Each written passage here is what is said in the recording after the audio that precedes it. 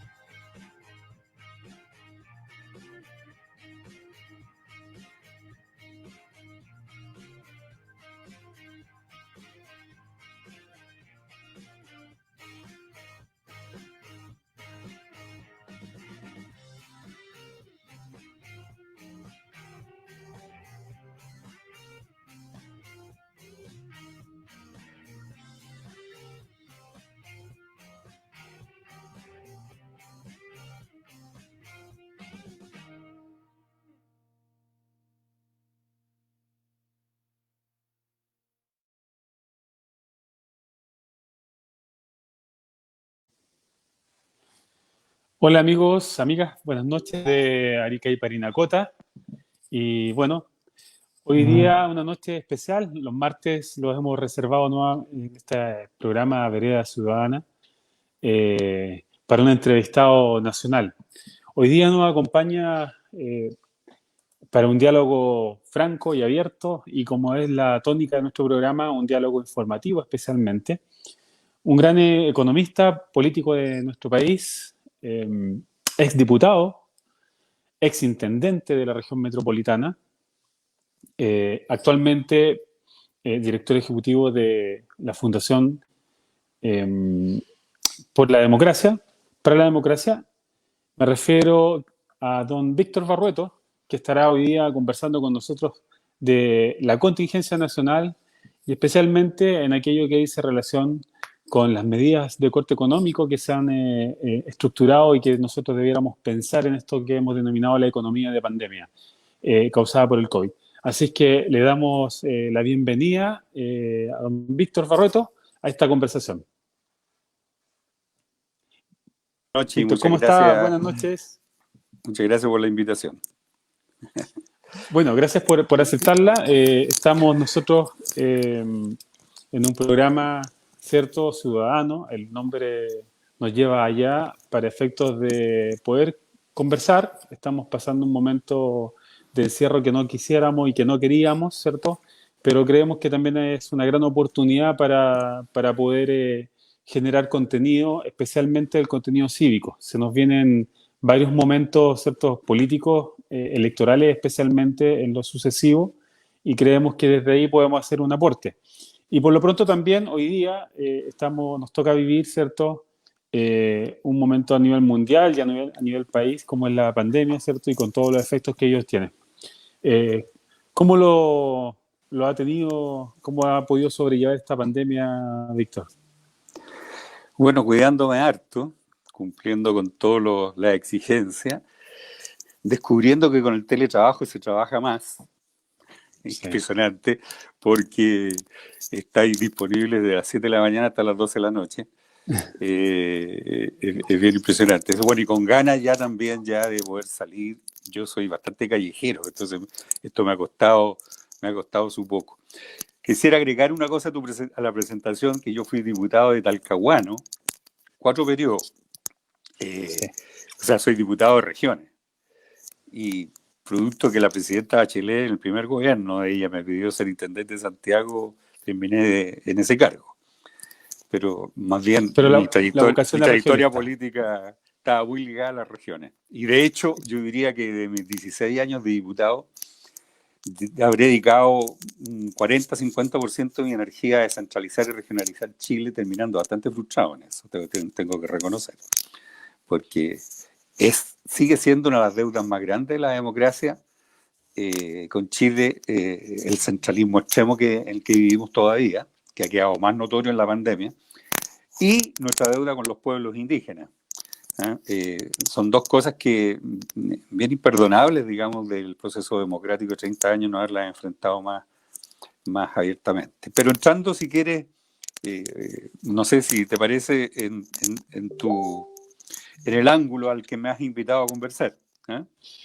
Sí, bueno, esta es una conversación abierta, así que es un buen tema el que acaba de poner. A nosotros los ariqueños también nos interesa mucho el tema del centralismo, porque, bueno, como usted bien sabe, afecta muchísimo el centralismo a las regiones y nosotros sentimos en Arica especialmente, eh, pareciera ser que de manera doble, por nuestra condición, ¿cierto?, bifronteriza con Perú, con Bolivia, lo que nos toca en cuanto a sostener los tratados internacionales, ¿cierto?, que son de relevancia para el país, y pareciera ser que aún así no es suficiente para el gobierno central muchas veces entender que las necesidades de esta región son importantes. Hay una cultura también desde los pueblos originarios, la cultura aymara, que también ha estado, ¿cierto?, siempre sosteniendo esta región, pero también postergada, tal cual como la gran parte de nuestra ciudad especialmente.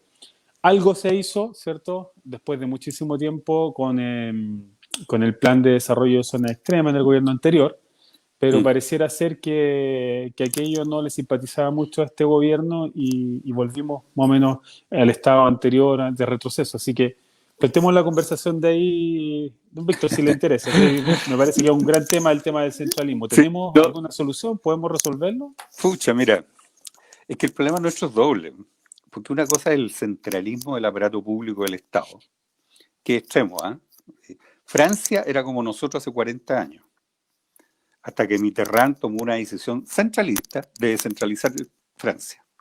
¿Ah? No es que las regiones como en España luchaban por su autonomía, en Francia, ni nada parecido, sino que Mitterrand dijo, o descentralizamos o morimos, digamos. Y tomó la decisión y Francia se empezó a descentralizar con un modelo bastante parecido que el que estamos acordando acá nosotros ahora.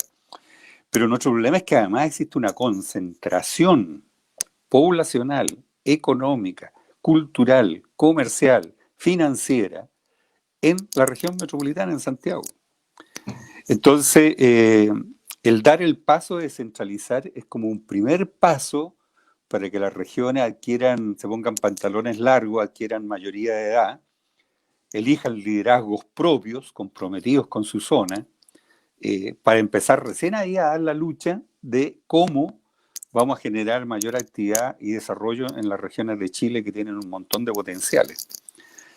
Entonces, claro, es una pega grande. Entonces, bueno, yo espero que con la nueva constitución hagamos un diseño potente, digamos, en la nueva constitución, en el sistema político, por lo menos, que cambiar el extremo presidencialismo y el extremo centralismo. O sea, eso es vital. ¿Cuál es la propuesta ahí desde lo que se está discutiendo a nivel nacional, político, en términos de cuál sería la idea de cómo combatir, ¿cierto?, desde este punto de vista este centralismo, este presidencialismo excesivo además?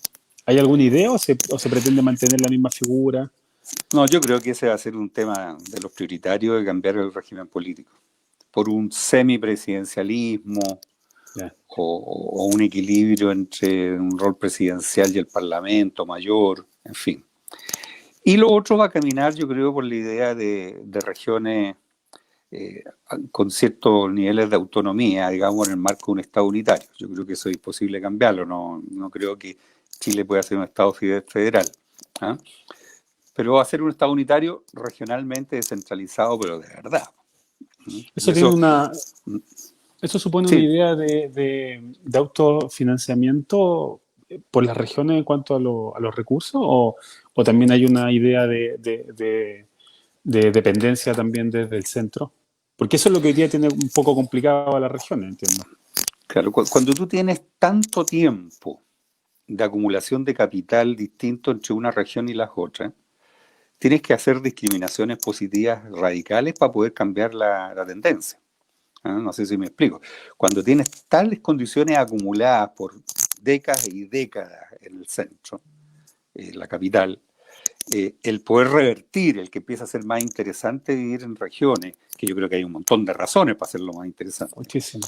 pero que se den esas oportunidades, tienen que haber decisiones súper drásticas en distintos ámbitos, sobre todo económicos, a favor de regiones, de abrir más posibilidades de actividad económica, de empleo, de traslado de profesionales, en fin. Yo creo que la tendencia, por ejemplo, a que los mejores profesionales se terminan yendo a Santiago todavía existe.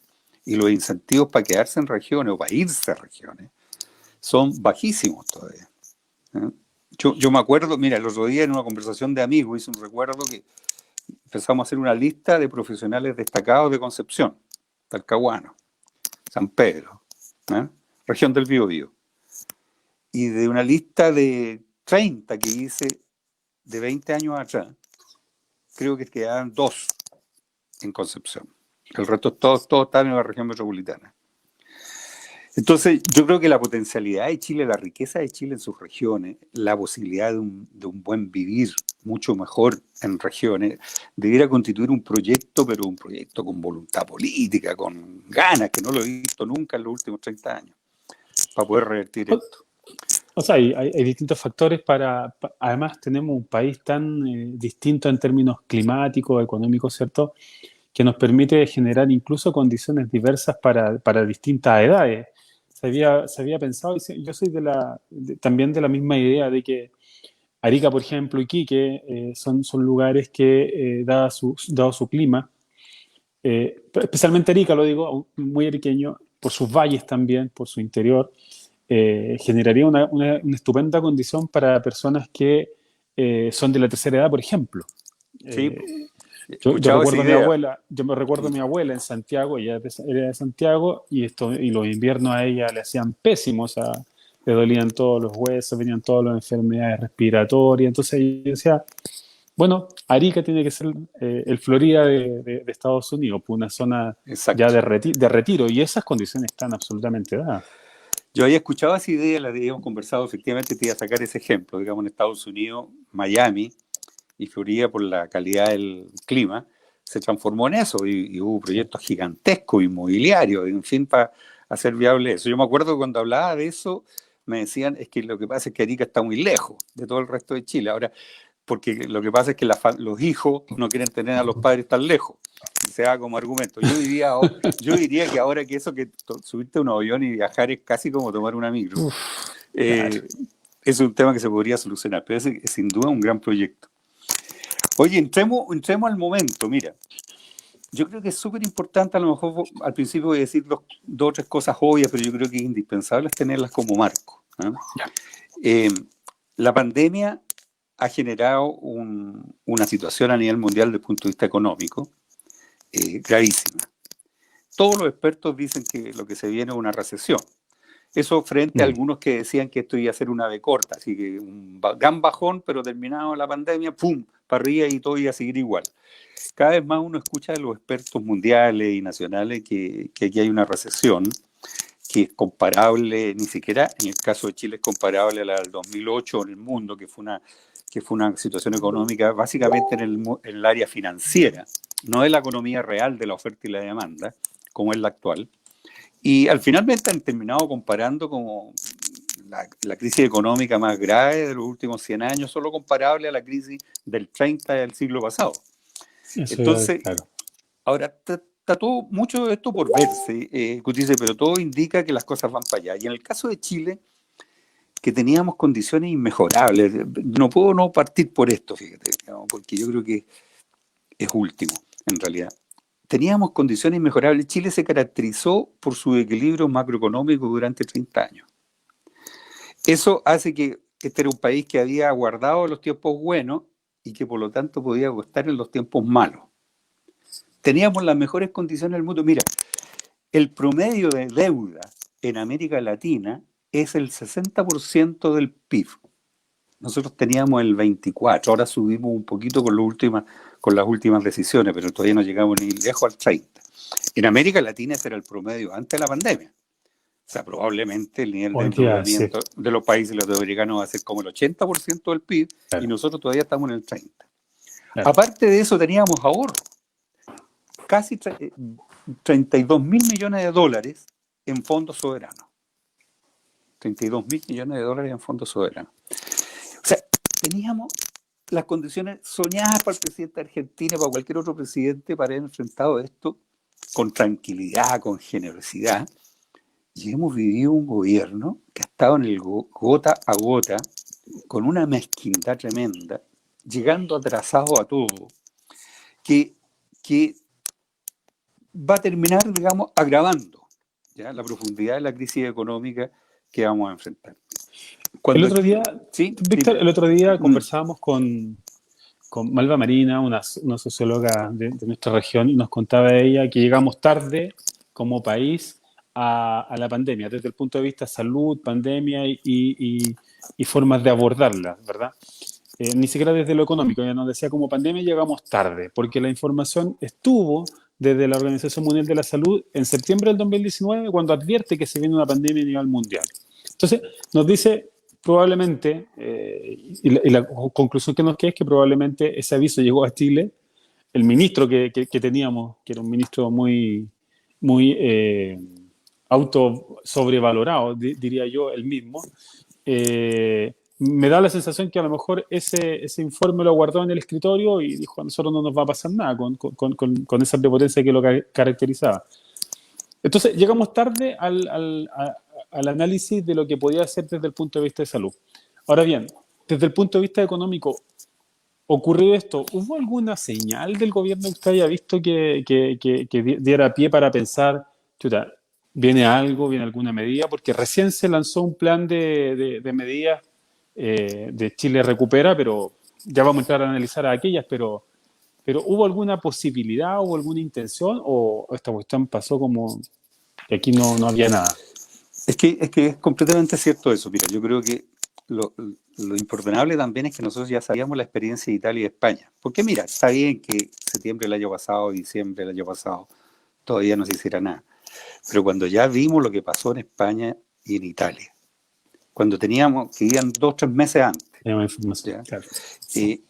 es más imperdonable no haber tomado medidas desde el punto de vista sanitario, como las cuarentenas más a tiempo, más generalizadas. Hasta que al final llegamos, yo me acuerdo que yo decía en un momento, lo único que no quiero es que lleguemos a los de Italia o España. Y llegamos. Sí, lo que pasa Claro. es que como teníamos poblaciones distintas, cuando uno miraba a España y decía, están muriendo 800 personas diarias, bueno, eso equivale a las 200 diarias que tuvimos en el momento nosotros. O sea, Así llegamos es. a esa situación que la podríamos haber con la experiencia, haber disminuido mucho más. Y esto es re importante porque la extensión de la pandemia en el tiempo y o su gravedad afectan directamente la posibilidad de empezar a reactivar la economía.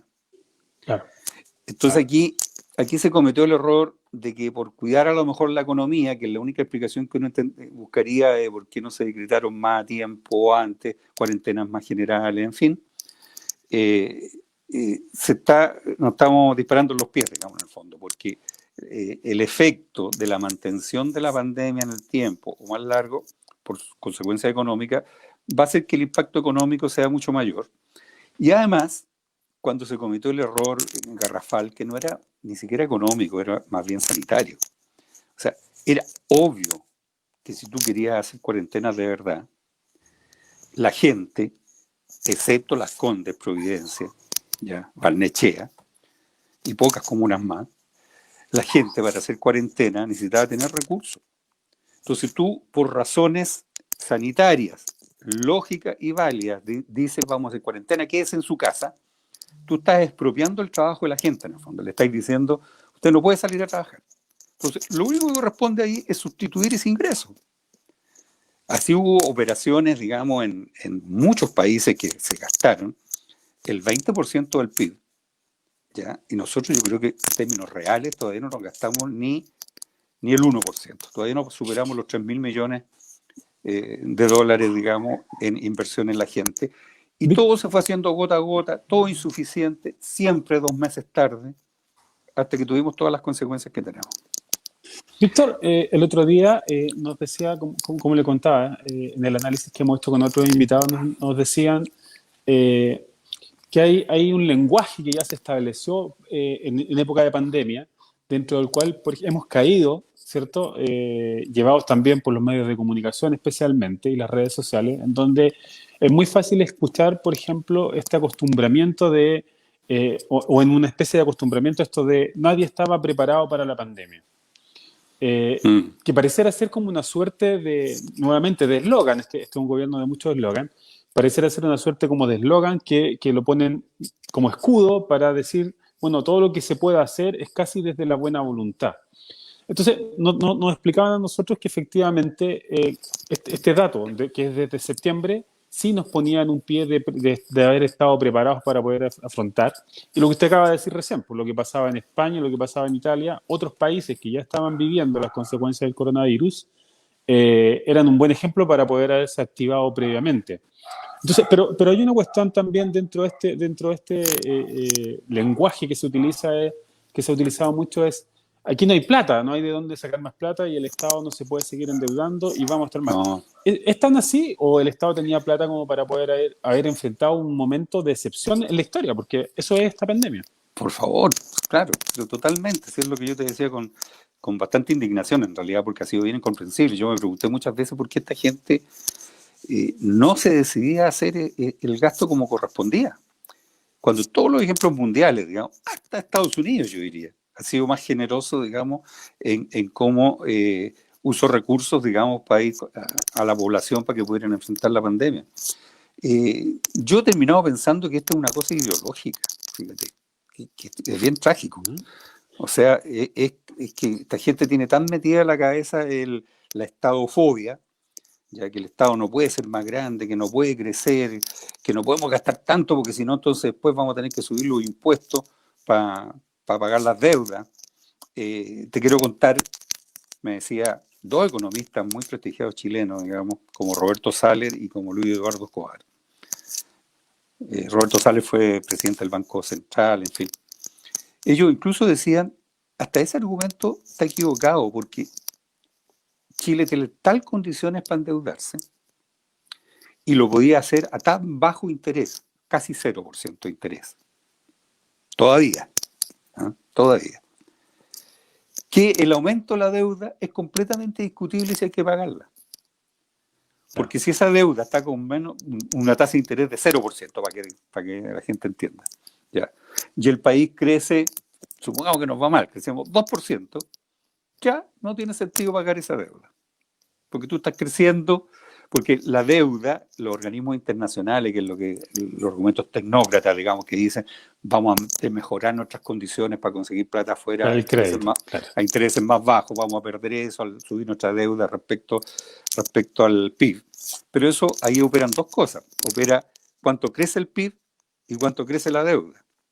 Si el PIB crece medianamente bien, el nivel de deuda naturalmente se irá achicando, sin que tú la pagues. ¿Ah? Y si esa deuda la adquiriste a 0% de interés, hay una posibilidad tremenda de decir, no, me quedo con esta deuda. Oye, mira, claro, Estados Unidos tiene no, pero el peor es Japón. Japón tiene una deuda del 250% de su PIB. ¿Me escucha? 250% de su PIB. Japón. El país que tiene más deuda en términos absolutos en el mundo es Estados Unidos. ¿Ya? Entonces, son argumentos que uno dice, bueno, porque cuesta, y a mí me costaba mucho, que estuve metido en todos los intentos del IFE a tiempo, el IFE más grande. ¿Cuánto le dijimos que el ingreso familiar de emergencia tenía que ser por lo menos unos 500.000 pesos, aunque hubiera gente que transitoriamente por 3 meses iba a ganar más de lo que ganaba en su vida normal? Pero con eso íbamos a llegar a cubrir más a sectores medio empobrecidos, que si no quedaban fuera. Claro. Y así una sucesión de tiras y aflojas en que se demoraban entre un mes y medio en aceptar que estaban equivocados y lo hacían y lo volvían a hacer a media y tarde. Y terminamos, entre otras cosas, lo del 10%. Pero el argumento siempre el fue, heroico 10%. claro, pero el argumento siempre fue entonces, no hay dinero en el Estado, porque eso lo podemos saber probablemente nosotros, los ciudadanos de a pie, creer probablemente que en la administración, pues no tenemos acceso a esa información, no toda la gente tiene ese acceso y puede decir, chuta, en realidad no estamos gastando plata que a lo mejor se ahorró, pero ya se va a acabar.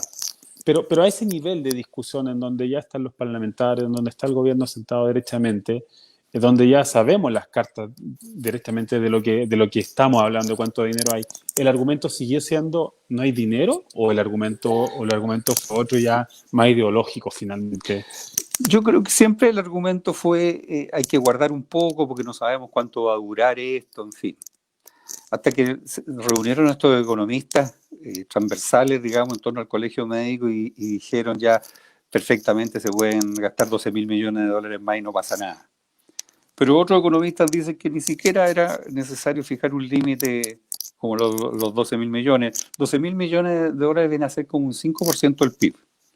El promedio de los países europeos fue un 20% del PIB lo que gastaron. Ya. Incluso algunos más. O sea, estábamos lejos de eso. Y yo Estamos muy lejos, claro. mi única explicación, porque no hay explicación técnica económica válida, ni siquiera esa de la deuda, como te explicaba recién, porque perfectamente podríamos endeudarnos más y no pasa mucho, no Claro. cambia mucho la situación de Chile en el mundo comparativamente, que es lo que vale. Y por lo tanto uno piensa que es como ideológica en sí, digamos. O sea, lo más cercano que he escuchado a un argumento racional es esto que te dije al pasar. Es que como vamos a tener más deuda, va a haber que pagar la deuda y para pagar la deuda va a haber que aumentar los impuestos. Y por lo tanto, yo creo que los impuestos en Chile va a haber que aumentarlos para tener un pacto social verdadero, para poder tener recursos para financiar la salud, las pensiones y muchas cosas más. Para eso, no para pagar deuda.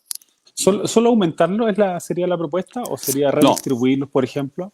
Porque siempre también se escucha, y bueno, yo hago las preguntas un poco desde quienes nos están viendo, porque también hay mucho mito en la conversación, a veces se pone muy técnica y la gente no entiende. Entonces, muchos hablan, por ejemplo, o hacen referencia, que me parece bien, mirar a países que son más desarrollados y nos dicen, bueno, allá la educación es gratuita, la salud es gratuita, pero pagan el 50% de impuestos.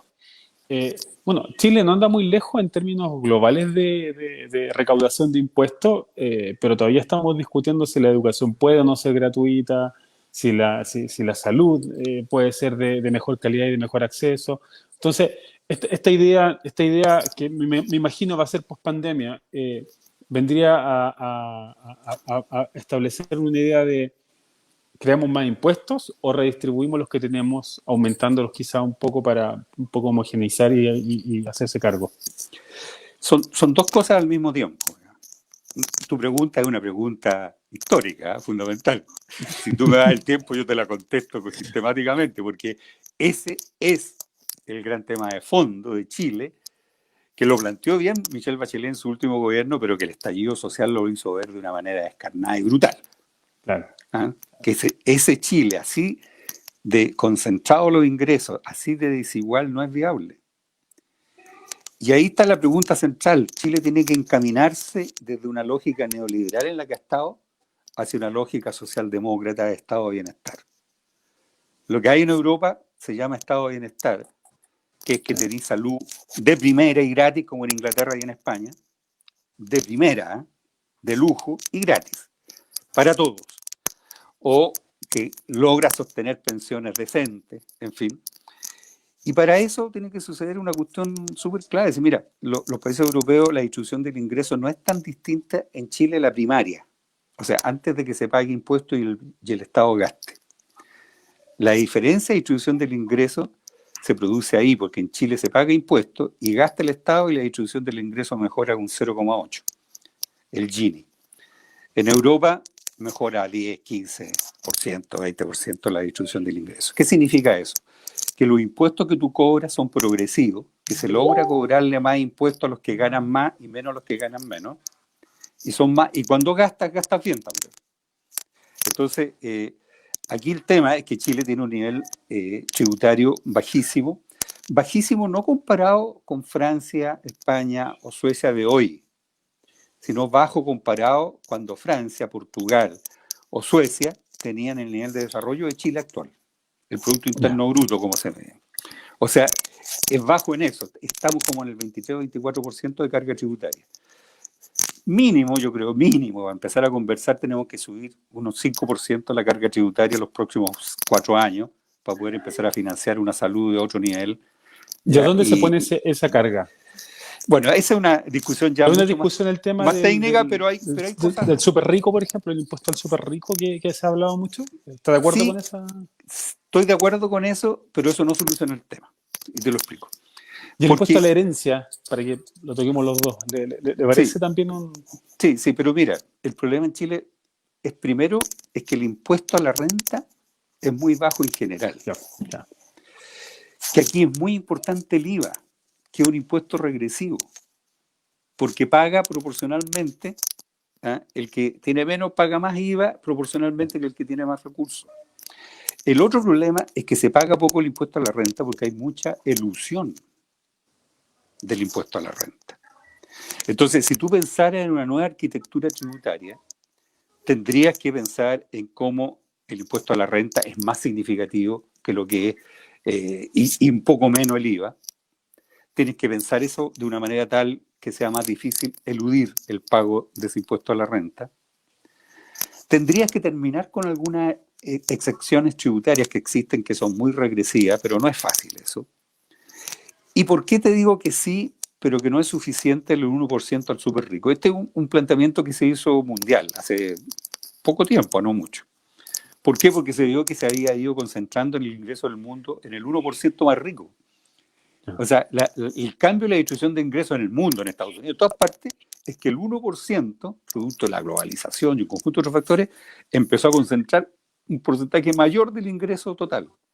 En Chile somos campeones mundiales en eso. O sea, el 1% tiene como el 30% del ingreso del país. Entonces, surgió ahí la idea de por qué no hacer grabar de una manera especial a los súper ricos. Y yo estoy de acuerdo con eso, pero creo que esa es una solución más bien puede ayudar a solucionar el tema a los europeos. O sea, el cachito que les falta de aumento de impuestos para las nuevas exigencias. En nosotros es mucho más lo que necesitamos, de aumento de carga tributaria y progresividad, que eso. O sea esta pandemia dejó claro que el nivel de desigualdad o el nivel de ingreso, este país, el país de los promedios, dijeron, he escuchado el otro día, me parece que nos define muy bien en los últimos 30 años, pareciera ser que puso en una situación muy inestable, de mucho peligro más bien, a lo que se ha denominado la clase media, porque con muy poco andar de la pandemia descubrimos que la clase media rápidamente queda en una situación absolutamente desmejorada. Pero eso lo sabíamos de antes. Yo creo que la pandemia lo desnudó completamente. Sí, pero ya veníamos hablando de que, porque es súper simple en realidad. Si Chile tenía una pobreza muy grande, casi 50%, y la redujimos a 10%. O sea, eso desde el momento de la dictadura de la vuelta a la democracia, ¿verdad? Claro. Y significa que hubo un 40% de chilenas y chilenos que salieron de la pobreza. Pero salieron ahí, apenita. Y sabíamos que ellos vivían siempre en la angustia doble de volver a caer en la pobreza por cualquier cosa o que habían salido de la pobreza, pero no podían aspirar a más. Mientras en la tele ven cómo vive el resto del mundo, porque hoy día todo se muestra, no se esconde, ¿eh? Se ostenta incluso. Entonces, esa nueva clase media era una clase media muy frágil en eso estado, y la pandemia lo evidenció, pues, así. De plástico, dijeron. En un 2x3 podéis volver a ser pobre.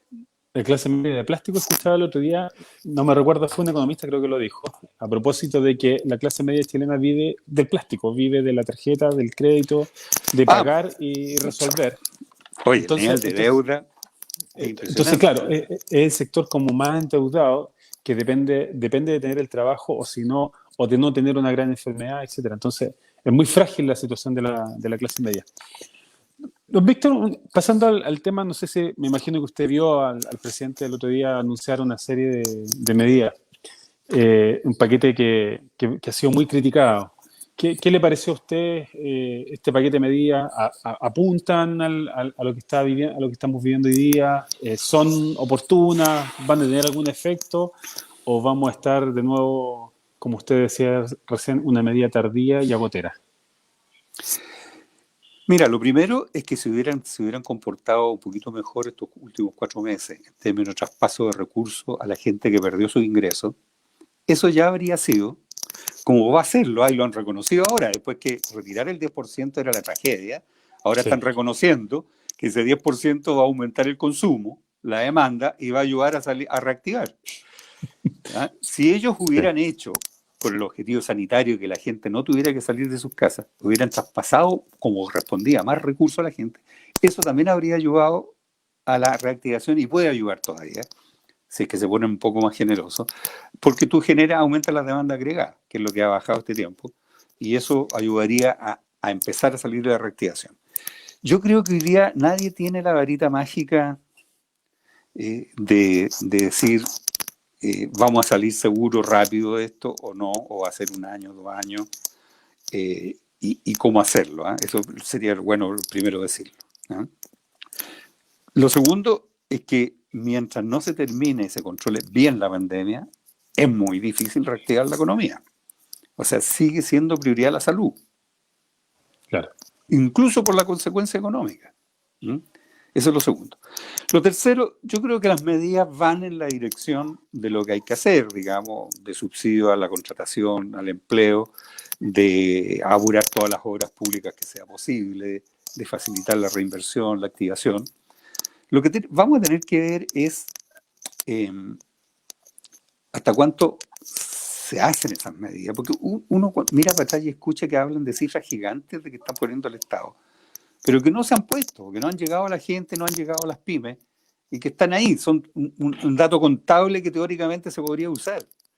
Entonces, claro, la primera interrogante que yo me pongo después de la mala experiencia de estos meses en cuanto a eficiencia y operacionalidad del gobierno, es cómo van a ser deficientes en estas medidas anunciadas y operativos, digamos, para que sucedan y empezar a favorecer la activación. Tenemos un nivel de empleo, reconocido desempleo de 1.800.000 personas. ¿Ya? Claro. Esto es una tarea grande. Yo lo que siento más débil es cómo se va a ayudar a las pymes. Porque mientras más pymes mueran, como ya ha sucedido probablemente con algunas, más difícil va a ser para empezar a reandar las cosas. Y ahí uno ve todo esto que se ha dicho, el FOGAPE ha llegado insuficientemente a las pymes, porque hay muchas pymes que no pueden acceder a eso, que necesitarían apoyos mucho más directos, digamos, subsidios directos por otras vías. Se necesitaría que Corfo, que Cercotec, que INDAP, que ProChile, que el CENSE, que todos estos organismos públicos se pongan al servicio, que el Banco del Estado se concentre mucho más en la MIPYME, o sea, en la micro y pequeña, en fin, cosa que uno todavía lo ve muy frágil.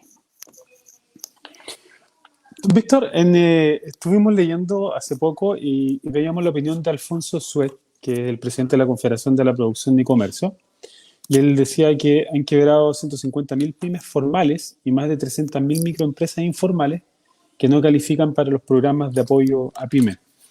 Entonces, ese nivel pareciera ser muy alto frente a lo que significa finalmente la mirada estratégica de lo que son las pymes en nuestro país, porque gran parte del empleo nace justamente ahí y se sostiene justamente ahí, y pareciera ser que si no damos medidas a tono, estos 150.000 pymes formales que verá y las más de 300.000 que dice el presidente de la Confederación de la Producción, Alfonso Suet, van a seguir aumentando, y pareciera ser que desde ahí no tenemos una medida que nos pueda significar salvarlas milagrosamente. O sea, va a ser una cuestión muy paulatina y seguramente imposible de llevar a cabo dentro de los próximos 2 años quizás.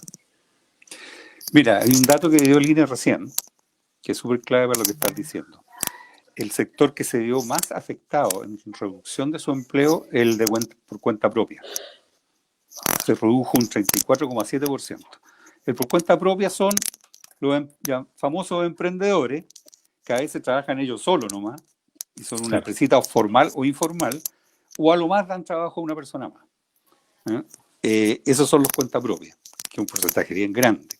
Sí. Yo creo que lo primero, fíjate que en esto del ingreso familiar de emergencia, cuando decíamos que alcance a sectores medios, por lo tanto que fuera un poquito más alto y más universal, yo creo que el ideal habría sido que el IFE, el ingreso familiar de emergencia, hubiera sido universal, ¿ya? Y entre 550, 600 mil pesos, ¿ya? Que eso le permitía que a una parte de esa clase media empobrecida, donde están la mayoría de los cuentas propias, ¿ya?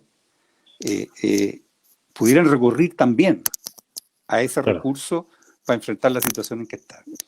De ahí para arriba empezamos a construir. De ahí para arriba, cuando yo te digo, no basta estos créditos blandos más baratos con respaldo público, con el FOGAPE, con garantía pública, porque hay una cantidad muy grande de pymes, de micro y pequeños que no califican. Entonces hay que generar otro incentivo. Yo creo que hay que ir directamente a un subsidio. Por ejemplo, han propuesto algunos un subsidio para los costos fijos de la pyme. Claro. Otros han propuesto subsidio a la contratación por algunos meses, digamos. No 2 o 3 meses, un poquito más, yo diría. Lo otro es que todos estos servicios públicos que tienen que ver con productividad y emprendimiento se vayan de cabeza a ayudar a las pymes. O sea, Corfo, Cercotec, en fin, FOSI, Sense, pero eso, todo eso. Pareciera ser que todo se paralizó con la pandemia. Pareciera ser que el Estado se reduce hoy día, es la sensación que está quedando afuera, que el Estado se reduce hoy día al Ministerio de Salud, ¿cierto? Y al Ministerio del Interior para efectos de momentos represivos, que ya vamos a pasar también. Quisiera que antes de que nos despidiéramos pudiéramos tocar algo de lo que está pasando en la Araucanía. Bueno, pero tú de manera muy lúcida has puesto el dedo en la herida. Entonces la gente piensa que eso es el Estado hoy día. Y claro, cuando hablamos de Corfo, yo no sé dónde está Corfo hoy día, dónde está Cercotec, dónde está Economía planificando, dónde está el ministro del Trabajo, la ministra del Trabajo. Entonces, pareciera ser que muchos entendieron que el país se paralizaba mientras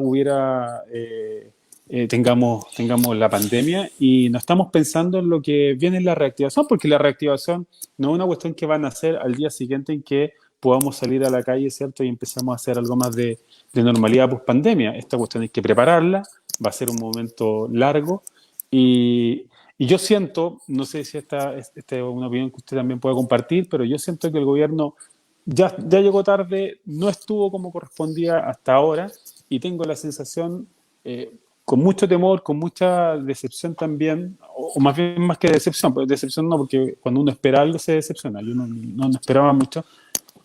La verdad es que para lo que viene, estoy viendo que también vamos a llegar muy tarde. O sea, vamos a enfrentar el post-pandemia sin medidas específicas, sin plazo, sin etapa en lo que se ha prometido, o sea, muy a la ligera, como se ha dicho, muy improvisado. Mira, en España hace 2 semanas el Congreso junto con el gobierno acá aprobó un plan de reconstrucción, así se llama. Imagínate, plan de reconstrucción. Vamos a necesitar algo parecido, muy potente. Y, y bueno, yo creo que la falta de Estado, la ausencia de Estado, se nos repite a cada rato y en todos los lugares. Sí, O sea, sí. yo creo que el estallido social ya dejó súper en evidencia eso. La mínima respuesta del Estado en la pandemia, agotera, egoísta, mezquina. La verdad es que lo de salud, por los funcionarios de la salud, por la gente de la salud, salva. ¿Eh? Pero habríamos necesitado mucho más. No, claro. Ni siquiera supieron usar la salud primaria a tiempo. O sea, esta gente es gente que desconfía de lo público. Por eso que ni se han acordado de Corfo, Cercotec, que podrían ayudarle a las pymes. Claro. Entonces, la falta de Estado está en la Araucanía también. Lo que está pasando allá. Mira, yo no le echo la culpa ahí tan fácilmente solo a este gobierno y a la derecha. Yo creo que ahí hay una deuda de todos los gobiernos, incluidos los que yo fui parte de la concertación, de no habernos tomado a tiempo, mucho más en serio, enfrentar los temas del pueblo mapuche y los pueblos indígenas. Yo pongo como ejemplo, y fíjate que estos días lo repetí y me quedan mirando y me dicen, ¿y por qué no lo hicieron? Solo si hace 20 años atrás, cuando empezamos a proponer los primeros parlamentarios de que existieran los escaños reservados, para que existieran 10 representantes de los pueblos indígenas en el Parlamento, solo eso ya habría cambiado la historia. Claro. Que algo que existiera en un montón de países como Nueva Zelanda, Canadá, en fin, que no era una cosa tremenda. Pero la falta de visión en esto fue acumulándose. Hoy día la Araucanía es un polvorín. Y lo primero que uno siente es la falta de Estado, al punto que lo que hemos vivido los últimos días, el comienzo de enfrentamiento entre civiles, que sería una tragedia que se legitimara el enfrentamiento entre civiles y la autodefensa, porque ahí ya es el extremo y el límite de la falta de Estado. O sea, la Pero no, pasividad, a mí me parece que la pasividad es cómplice de la violencia y las imágenes que se pudieron ver dan cuenta justamente de un actor muy pasivo de las fuerzas dirigidas, que son fuerzas de gobierno finalmente, llamadas a restaurar la paz entre civiles, porque aquí hubo mucha permisividad y eso es peligrosísimo. O sea, en un Estado de Derecho en donde el ojo por ojo quiere imponerse de alguna manera, eso es muy peligroso, muy, muy peligroso. Entonces, de nuevo ahí, claro, falta Estado, falta decisión, falta carácter probablemente para tomar ese nivel de decisiones. yo creo que lo que está pasando ahí es gravísimo y puede tener de continuar y extenderse en consecuencias imprevisibles en el país. O sea, a ese nivel. O sea, yo creo que no solo estamos frente al tema de la causa mapuche, no solo estamos en un tema de luchar contra el racismo, que existe sin duda históricamente, sino que aquí hay un tema político y de Estado democrático muy fuerte y que puede ser muy riesgoso de legitimarse y extenderse lo que pasó en los últimos días. Claro, se puede trasladar a distintos otros tópicos que se están, cierto, viviendo. Tenemos varias causas que se han activado y pueden ver que efectivamente aquí hay una legitimidad en hacer el uso de la fuerza propia para poder alcanzar, ¿cierto?, los fines de ese propósito. Estoy pensando en movimientos feministas que legítimamente están hoy día por fin reclamando también y están un poco más, con mucha más fuerza, ¿cierto?, poniendo una agenda, ¿cierto?, a discutir, que también nos habíamos olvidado, ¿cierto?, como Estado. Eh, pero sería muy peligroso que todos los movimientos entendieran que la forma de vincularse va a ser a través de la violencia y la imposición de ideas. Eso, pero ahí el Estado es quien es el llamado a mantener la paz social y pareciera ser que aquí no, Imagínate no, además no, si no estamos tenemos intención. No tenemos perfectos. intención o no tenemos conocimiento, parecer ser. El estallido social dejó muy claro que para efectos de restaurar la paz social, la primera idea que se le vino al presidente fue los militares a la calle. O sea, perfectamente puede haber un estallido social 2.0, como han dicho algunos, y eso es gravísimo. Yo creo que lo urgente es que el país se camine hacia un nuevo consenso. Yo espero que el plebiscito y la nueva constitución faciliten eso, pero lo que necesitamos es que el país se encamine en la lógica de un estado de bienestar, en una lógica mucho más socialdemócrata. Uno ha escuchado a políticos de derecha al último tiempo hablar de eso, Lavín, Lamatei, hacen gárgara de repente, uno no sabe si creerle. Algunos empresarios, pocos, muy pocos, todavía han dicho que eso, pero uno esperaría que se construya un nuevo consenso social de Chile para salir de esta crisis triple o cuádruple que tenemos, que es una crisis social, sanitaria, política y ahora va a ser económica. Víctor, eh, todos estos problemas que hemos visto parecieran ser que tienen un fuerte arraigo en lo que constitucionalmente venimos arrastrando.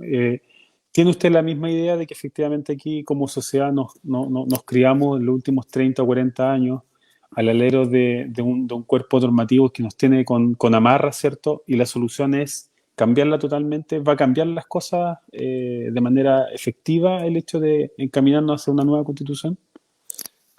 Yo creo que es fundamental. O sea, yo creo que en el plebiscito y en la elección de los integrantes de la Convención Constitucional se nos va la vida, se nos va la historia, el futuro y la oportunidad que tenemos de construir un país de aquí para adelante con una lógica distinta, en democracia, en una mejor democracia también, pero con una lógica, un consenso social nuevo. Eso no es automático, el lograr la nueva constitución nos va a dar el marco para hacerlo. La actual constitución lo impide, nos facilita un consenso social, pero la constitución no nos va a decir que en los próximos 5 años tenemos que aumentar los tributos en 8% y que tienen que ser más progresivos para usarlo en la reforma de la salud. Claro. Eso es un consenso social y político que se construye en el marco de una nueva constitución. Bueno, pero probablemente, y ojalá sea así, va a establecer alguna regulación mayor al Tribunal Constitucional, por ejemplo. Seguramente lo va a sacar del cuerpo normativo, que también es un elemento hoy día que nació de una manera y finalmente termina siendo una cámara revisora de todo lo que pasa en el Congreso, manejado necesariamente desde el punto de vista muy político. Entonces, también eso genera frustración en el electorado, que elige a sus representantes para que legislen de una manera determinada, pero por otra parte está la cortapisa que pone siempre el Tribunal Constitucional. Entonces pareciera ser que ahí también hay un mal elemento. La sala de máquinas de la Constitución estaba construida para evitar que las mayorías se expresen. Claro. La nueva Constitución tiene que posibilitar que las mayorías se expresen, con respeto a las minorías, sin duda, pero que se expresen. Y ahí están los quórum, estaba el sistema electoral, está el Tribunal Constitucional y varias cosas más. ¿Qué le parece, para ir concluyendo, qué le parece el cambio de gabinete que hubo recién? ¿Le garantiza la posibilidad de que fluya este plebiscito? ¿O usted también lo visualiza, como se ha dicho, que es el gabinete del rechazo? El gabinete del rechazo, sin duda. Y peor que eso, es un gabinete solo para unir a la derecha, para buscar recuperar el 40% que tenían. Ellos están muy asustados por el fracaso de este gobierno, por su ineficiencia, por el estallido social y la pandemia. Y esta es una operación política completamente orientada a poner de acuerdo, reunificar a la derecha para ver si de alguna manera pueden recuperar el 40% de apoyo que tuvieron y están asustadísimos de no tenerlo. Y yo creo que esto va orientado justamente a que, si bien yo creo que tienen asumido perder el plebiscito, no así que les vaya tan mal en la elección de los integrantes de la Convención Constituyente y en la elección de gobernadores. Si la oposición no es capaz de ponerse de acuerdo tanto para la elección de los convencionales como de los gobernadores regionales, la derecha podría lograr su objetivo. Sí. Bueno, entonces, claro, el llamado aquí es aunar fuerzas en un objetivo único. Aquí parece ser que va a haber que dejar de lado mucho de esto ideológico, ¿cierto?, para pensar un nuevo Chile. Ese es el llamado que se tiene que hacer a las fuerzas políticas del país, ¿cierto? Al menos las de oposición, porque las de gobierno ya sabemos en qué línea están. Víctor, yo no puedo entender que no seamos capaces todavía de no constituir un comando unitario por el apruebo. Sí. Es de 2 más 2. Exacto. Así es. sí. En ese mismo punto, y un poco retomando lo que al comienzo tocábamos, porque nos interesa a nosotros muchísimo también como regionalistas, eh, los gobernadores regionales, ahí va a haber una elección importante. Los gobernadores regionales constituyen, a su modo de ver, la primera piedra de descentralización, de esa descentralización que necesitamos, o es una figura que más bien emblemática y no va a tener mayor peso. Fundamental. Ya. Las regiones sin liderazgo van a seguir como están. Y como han estado todo este tiempo, que el intendente, mal que mal, finalmente es un representante del presidente de la República. Las regiones necesitan liderazgo y la única manera en democracia de construir liderazgo es a través de elecciones. Yo creo que es fundamental. Aunque se aprobara con el proyecto que hay hoy día, que todavía es súper limitado en las atribuciones, Claro, y que claro. es confuso entre este delegado presidencial y el intendente y el gobernador elegido. Pero mira, en Francia también partió así. O sea, allá se llamaba el presidente de la región y el delegado presidencial. No pasaron ni 5 años y el delegado presidencial era nada. Era nada. Y cada vez menos importante, cada vez preocupado de ciertas cosas de gobierno interior, mínimas, Claro. en fin. Porque el verdadero representante de la región es el elegido y claramente hay que entregarle más poder a la región y más recursos, en fin. ¿Y ese poder se le entrega a través de los recursos o algo más que solo No, recursos? son atribuciones, competencias. O sea, no puede ser que los Ceremi actuales, digamos, sigan nombrados por el representante del gobierno central. Tienen que ser Claro. parte del equipo del intendente. Hay un montón de cosas que quedaron a medio camino y que con tal de sacarla, la cosa se sacó frágil. Pero ahora vamos a tener una nueva constitución que puede abrir la puerta a tener algo mucho más sólido. Pero hubo mucha oposición ahí de la derecha en esta idea de los gobernadores regionales. Entonces yo recuerdo que la No solo la discusión... derecha, para ser franco. De No, repente claro. también. Sí, claro, sí hubo mucho Hay también mucho ahí. centralismo y hay mucho cuidar los intereses particulares a veces de algún senador o de otros que se sienten amenazados por autoridades con poder en su propia región, digamos, de otro tipo. Pero aquí hay que saber diferenciar los distintos tipos de poderes. Claro, claro, claro. Eso es Porque fundamental en una democracia.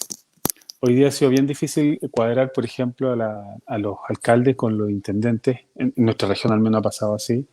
Y con lo nefasto que ha significado finalmente para la población. Estamos en cuarentena total nuevamente en Arica, con una tasa de contagio altísima y solo con encierro y con medidas restrictivas. Entonces, muy poco y casi nada se ha hecho desde la Intendencia por falta de liderazgo, creo yo. O porque el liderazgo se ha pretendido mostrar a un intendente entregando cajas, a unos seremi entregando cajas de ayuda, y eso a mí me parece que, que puede ser una linda foto, pero no contribuye al objetivo final. Así es. No, yo creo que Además de los escándalos que tienen las cajas acá, que ya sí, están en la Contraloría y en la Fiscalía. mira. Claro. Bueno. Así que bueno, estamos ya concluyendo esta conversación. La verdad es que hay tema para mucho. Yo quiero agradecer la oportunidad de esta región, ¿cierto? Como lo dijimos, de muy poco acceso muchas veces a gente que está pensando un Chile distinto. Yo ahí quiero agradecerle a don Víctor por la oportunidad de tenerlo acá, de poder compartir sus pensamientos políticos, económicos, ¿cierto? Bien claros, y nos quedamos entonces con ese buen sabor de que se pueden hacer cosas bien y solo falta tener los buenos liderazgos. Esperemos que ojalá en lo sucesivo el votante sea de aquellos que están bien informados, y en eso queremos nosotros contribuir a entregar información para que la gente se levante, se ponga de pie y vaya a votar, ejerza sus derechos y finalmente tengamos gente idónea en los cargos que nos puedan representar y hacer pasar, ¿cierto?, de esta situación a un mejor vivir. Así que muchísimas gracias, está cordialmente invitado las veces que usted así lo estime y nosotros felices lo vamos a recibir. No, muchas gracias a ti, Ricardo, por la invitación. Ha sido una muy buena, interesante y entretenida conversación. Bueno, muchas gracias. Gracias. Estamos cerrando entonces esta conversación. Hemos tenido a Víctor Barrueto, ¿cierto? Director ejecutivo de la Fundación para la Democracia, en un interesante diagnóstico de lo que ha estado ocurriendo en nuestro país y lo hemos hecho desde el punto de vista regionalista. Él es un gran regionalista, nos contó su paso por la Diputación, ¿cierto? Y luego como intendente regional. Y ahí tenemos, ¿cierto?, miradas que coinciden en lo que nosotros como ariqueños, parinacotenses, estamos también hoy día observando. Así que los dejo invitados para este jueves. Vamos a tener una mirada también regional. Tenemos un nuevo invitado también. Así es que muchas gracias. Esperamos que nos puedan acompañar Gracias a ti. el próximo jueves. Gracias, Víctor. Que estén muy bien. Chao, chao, Saludos a todos y gracias. cuídense.